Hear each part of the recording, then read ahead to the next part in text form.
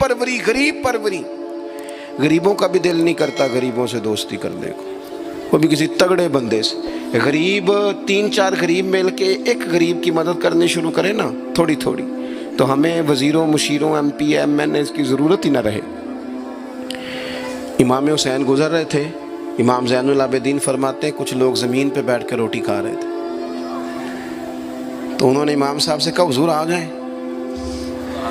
تو امام صاحب گھوڑے سے اترے، زمین پہ بیٹھ گئے، اور جب ان کے ساتھ روٹی کھائی تھوڑی سی، امام علی مقام اٹھنے لگے تو کہنے لگے حضور اور کھائیں. فرمانے لگے قسم بخدا ابھی کھا کے آیا تھا، اور کبھی روٹی کھا کے میں نے فوری طور پہ دوبارہ نہیں کھایا. بیٹھ اس لیے گیا ہوں کہ تمہارا دل نہ ٹوٹ جائے. دل بدستاور کے حج اکبر است. عزیز دوستو، غریب پروری، بہادری، اور سب سے بڑی بات یہ کہ قناعت پسندی، تھوڑے پہ گزارا. یہ جو ہم روز دکھ سناتے ہیں نا اپنے بیٹوں کے، بیٹیوں کے، پریشانیاں، آزمائیاں ہم نے طاری کر لی ہیں. میں اکثر کہتا ہوں کسی کی بیٹی اتنا کام نہیں کرتی اس کے ہاتھوں پہ چھالے پڑ جائیں، لیکن حضور کی بیٹی کرتی ہے. محبوب کی شہزادی یہ کام کرتی ہے کہ ہاتھوں پہ چھالے پڑ جائیں. نبی پاک صلی اللہ تعالیٰ علیہ وسلم کی شہزادی یہ کام کرتی تھی، ڈیوٹی کرتی تھی ذمہ داری سے.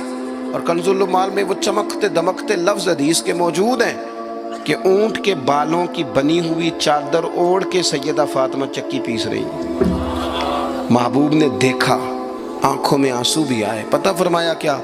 فرمایا فاطمہ بیٹا دنیا میں تھوڑی سی تکلیف برداشت کر، آخرت کی ساری عزتیں اللہ تجھے ہی عطا فرمائے گا. اپنے گھروں کے اندر یہ خوبصورت ماحول لائیں. اور پھر سب سے بڑی بات یہ تھی کہ ان کا جو رشتہ تھا نا مصلی کے ساتھ. سبحان اللہ. یہ اذان کس کی ہے؟ اذان ایک کا ہی جواب دینا ضروری ہوتا ہے جی. زیادہ اذانیں ہو رہی ہیں نا تو ایک کا ہی جواب دیا جاتا ہے. آپ توجہ کریں میری بات پر. عزیز دوستو، نبی پاک صلی اللہ علیہ وسلم بہت بڑی تگڑی ہے. او جناب وہ آج کل جو ہمارے نقیب محفل ہوتے ہیں نا وہ تو کوئی صلی اللہ علیہ وسلم. ہمارے جو محفل کے اسٹیج سیکٹری ہوتے ہیں وہ تو کوئی 3-4 منٹ لگاتے ہیں جنت میں بھیجنے میں، پر نعت خواں تو 1.5 منٹ ہی لگاتا ہے. اندر تسی جلسہ کراؤ تو جنت تہاڈی.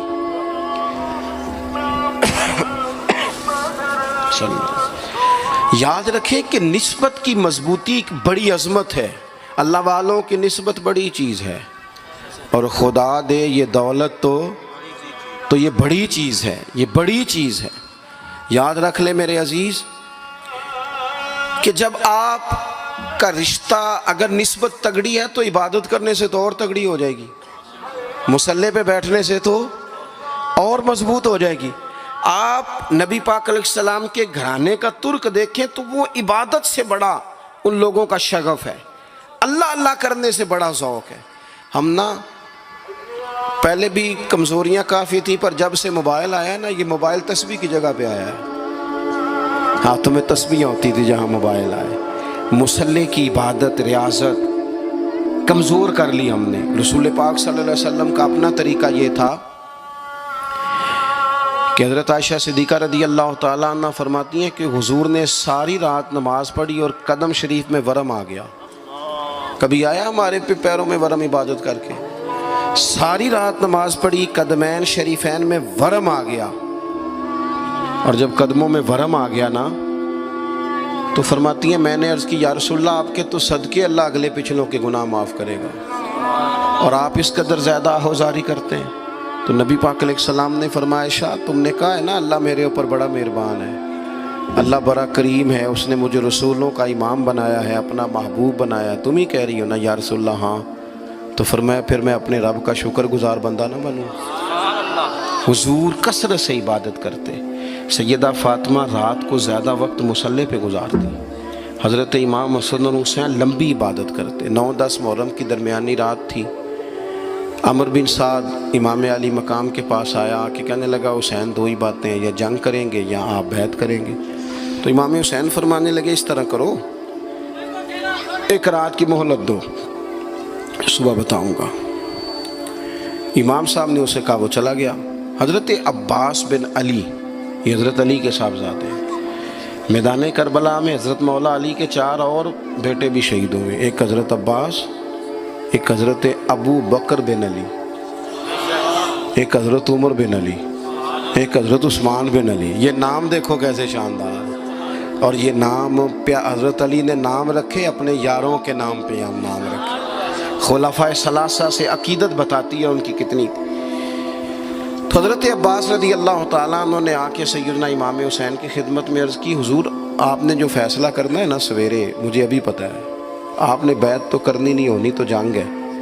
تو یا رسول اللہ صلی اللہ علیہ وسلم، اے امام علی مقام رضی اللہ تعالیٰ عنہ، آپ نے رات کی مہلت کیوں لی؟ یہ عجیب لوگ ہیں، پتہ نہیں کیا سوچیں گے، مہلت لینے کی کیا ضرورت تھی؟ کہ میری بات یاد رکھنا جو عرض کر رہا ہوں. امام حسین فرمانے لگے، عباس تیرا کیا خیال ہے؟ سوچنے کے لیے ٹائم لیا ہے تو حضور پھر کس لیے لیا ہے؟ تو کیا جملے ہیں امام حسین کے. فرمانے لگے، عباس تجھے پتہ ہے نا مجھے سجدوں سے بڑا پیار ہے، سجدوں سے پیار ہے، دعاؤں سے پیار ہے، عبادت سے پیار ہے. میرا دل کرتا ہے ایک رات رہ گئی ہے میں رج رج کے سجدے کروں، اپنے مالک کے حضور اپنی پیشانی رکھوں، خوب دعائیں مانگوں. تو ان کا تو عبادت سے اتنا شغف تھا. آخری بات سنیں. یزید تو ظاہری طور پر کلمہ بھی پڑھتا تھا، سارے کام کرتا تھا. امام حسین کیوں نکلے اس کے خلاف؟ اس لیے کہ فاسق و فاجر تھا، شرابی بدکار تھا. صحیح بتانا، صحیح. اس بندے کی جیب میں خود ڈھیر سارے گندے گانے ہوں، وہ امام حسین کے نام کی ایک دیگ پکا لے تو امام حسین خوش ہو جائیں گے؟ جو وہاں لڑکیوں کے اسکول کالج کے سامنے روز کھڑا ہو، وہ کہے کہ میں نے 6 نعرے پورے لگائے امام حسین کے نام کے، تو امام حسین خوش ہو جائیں گے؟ امام حسین کی کاز کیا ہے؟ وہ کہتے ہیں کہ ایسے لوگ جو فاسق و فاجر ہوں، اعلانیہ گناہ کرنے والے، وہ کبھی بھی عنان حکومت پہ آنے نہیں چاہیے. اور اگر ہم سپورٹر ووٹر ان لوگوں کے ہوں، ہم انہی لوگوں کے سپورٹر ووٹر ہوں جو ظالم ہیں، فاسق و فاجر ہیں، اور ہم بات کریں امام حسین کی، ہم سے نہ رقم ہوں گے قصید یزید کے. ہم لوگ تو حسین کے سیرت نگار ہیں. دورنگی چھوڑ کے یک رنگ ہو جا، سراسر موم ہو جا یا سنگ ہو جا، آپ کبھی کسی ظالم کے سپورٹر نہ بنے. کبھی بھی آپ کو پتہ چل گیا بندہ غلط ہے تو ڈٹنا سیکھیں، کھڑے ہونا سیکھیں. وَلَا تَحْسَبَنَّ اللَّهَ غَافِلًا عَمَّا يَعْمَلُ الظَّالِمُونَ. اللہ ظالموں کے کاموں سے بے خبر نہیں ہے. کبھی کسی ظالم کی سپورٹ نہ کریں، کبھی بھی. میرے نبی پاک علیہ السلام نے فرمایا، جس نے زمین کی ایک بالشت پر ظلم کیا نا، اللہ 7 زمینوں کا طوق بنا کے قیامت کے دن اس کے گلے میں ڈال دے گا. کبھی کسی ظالم کے ساتھ کھڑے نہ ہونا، کبھی بھی، ایک منٹ کے لیے. وہ ایک دفعہ ایران کا ایک بادشاہ تھا، تو اس نے سوچا کہ میں اپنے بیٹے کو نا گھوڑ سواری سکھا لی ہے، تیر اندازی سکھائی ہے، تو میں نا اسے دین بھی پڑھاؤں. اس نے ایک بزرگ عالم کا انتخاب کیا کہ میرے بیٹے کو آپ نا کتاب و سنت پڑھائیں. تو بچہ ایک زمانہ استاد کے پاس کئی سال جاتا رہا. جب اس کی تعلیم مکمل ہو گئی نا، تو ایک دن فارغ ہو گیا، جس طرح ہمارے ہاں چلیں آمین ہوتی ہے یا دستار ہوتی ہے، بچے کی تکمیل ہو گئی. ایک دن ویسے ہی استاد صاحب نے گھر بلایا، کہا پتر میرے پاس آؤ. بچہ چلا گیا تو استاد صاحب نے اندر سے کنڈی لگا لی اور بچے کو کافی سارے تھپڑ مارے، کھینچا، زد و کوب کیا، مارا. بچے نے گھر آ کے والد کو شکایت لگائی تو والد کہنے لگے، پتر تیرے استاد عالم فاضل بندے ہیں، ایسے بلا وجہ مارا، میری سمجھ میں نہیں آتا. ماں کو کہا تو اماں کہنے لگی، پتر تیرا باپ کہتا تو ٹھیک ہے، چلو حالات بدل گئے، زمانہ بیت گیا، وہ بادشاہ فوت ہو گیا، یہ بیٹا تخت پہ بیٹھا. اب وہ درد نہیں جاتا تھا اندر سے کہ استاد نے زیادتی کی میرے ساتھ. اس نے پہلا حکم یہ جاری کیا کہ میرے استاد کو بلاؤ. استاد بڑے بوڑھے ہو گئے تھے، ضعیف تھے، چھڑی پہ جھکے ہوئے. 2 بندے لے کے آئے، استاد جی کو کھڑا کیا، استقبال کیا، کرسی بھی دی. کہنے لگا، استاد جی ناراض نہ ہونا، میں بے اختیار تھا، آپ سے پوچھ نہیں سکا، آج میں نے پوچھنے کے لیے بلایا ہے، میرا قصور کیا تھا؟ استاد صاحب نے یوں آنکھیں کھولی، کہنے لگے، پتر یہ جو آج دن آیا نا، اسی دن کے لیے مارا تھا. یہ جو آج دن آیا ہے نا، اسی دن کے لیے تیری پٹائی کی تھی. کہا، استاد جی کیوں؟ کہنے لگے پتر کتنے کو سال ہو گئے مار کھائی کو؟ کہا کو 13-14 سال ہو گئے، بھولی تو نہیں نہ زیادتی؟ کہا جی بھولی نہیں۔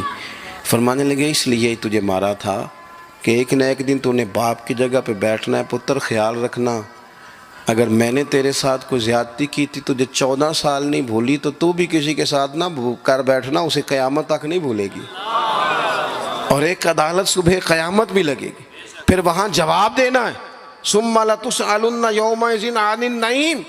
جو تمہیں اقتدار کی نعمت ملی ہے اس کا خیال رکھنا، اللہ تعالیٰ حساب لے گا۔ میرے دوستو کبھی بھی ظالم، وہ امام مالک مسئلہ بیان کر رہے تھے، فرمایا ظالموں کا مددگار بھی